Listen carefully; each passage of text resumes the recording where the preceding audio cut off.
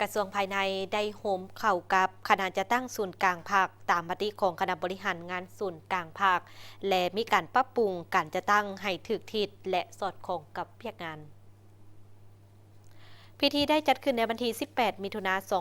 2025 โดยการเป็นเกียรติเข้าร่วมของสหายนางสีใสลือเดชมูลซนกรรมการกรมการเมืองศูนย์กลางภาคเลขาธิการศูนย์กลางภาคหัวหน้าคณะจัดตั้งศูนย์กลางภาคมีคณะรับผิดชอบปรับปรุงกงจักการจัดตั้งพร้อมด้วยภาคส่วนที่เกี่ยวข้องสหายวิไลวงศ์พุทธคำกรรมการศูนย์กลางภาครัฐมนตรีกระทรวงภายในได้รายงานการก้าเกี่ยมและดำเนินการปรับปรุงกงจักการจัดตั้งว่ากงจักการจัดตั้งของกระทรวงภายในจำนวน9กลุ่มและเทียบเท่าเมื่อโฮมเข้ากับกงจักการจัดตั้งของคณะจัดตั้งศูนย์กลางภาคที่มีในปัจจุบันแม่น8กลุ่มและเทียบเท่ารวมเป็น17กลุ่มและเทียบเท่ามี67แผนก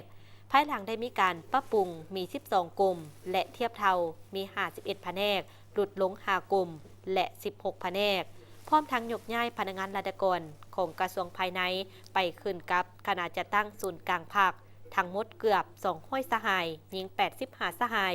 โฮมเข้ากับพนักงานราชการของคณะจัดตั้งศูนย์กลางภาครวมทั้งหมดเกือบ400สหายยิงเกือบ200สหาย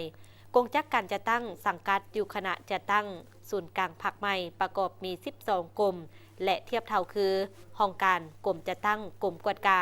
กลุ่มก่อสร้างภาคกลุ่มกงจักการจัดตั้งภาคกลุ่มคุ้มครองพนักงานกลุ่มก่อสร้างพนักงานกลุ่มคุ้มครองรัฐกรและพลากร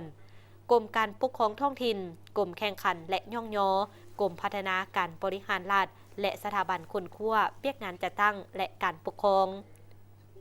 การปรับปรุงในครั้งนี้สุดที่มีความหมายความสำคัญและยังมีความจำเป็นต้องได้สืบต่อนำพาศึกษาอบรมการเมืองแนวคิดให้สมาชิกพรรคพนักงานราชการทั่วคณะจะตั้งศูนย์กลางพรรคให้มีความสงบอุ่นเอียงทุนเทียงมีความรับรู้และเข้าใจต่อกับการปรับปรุงกงจักการจะตั้งสืบต่อปรับปรุงห่างมติตกลงว่าด้วยการจะตั้งและการเคลื่อนไหวของคณะจะตั้งศูนย์กลางพรรคและข้อตกลงว่าด้วยการจัดตั้งและการเคลื่อนไหวของบรรดากรมและเทียบเท่ากรมที่ขึ้นกับคณะจัดตั้งศูนย์กลางภาครวมทั้งการบรรจุซับซ้อนจัดวางพนักงานราชการเข้าใส่กลุ่มจักดังกล่าวให้สอดคล้องมีการกวดกาคืนพนักงานราชการที่มีเงื่อนไขพักการหับอุดหนุนบำนาญเพิ่นเสนอพิจารณากวดกาคืนบรรดางบประมาณทรัพย์สินของคณะจัดตั้งศูนย์กลางภาคและกระทรวงภายในเมื่อโฮมเข้ากันสืบต่อปรับปรุงกงจักการจะตั้งอยู่ขันท้องถิ่นให้สำเร็จและมอบหับบรรดาเปียกบุคลากรและทรัพย์สินจากกระทรวงภายในไปขึ้นกับคณะจะตั้งศูนย์กลางภาคให้สำเร็จ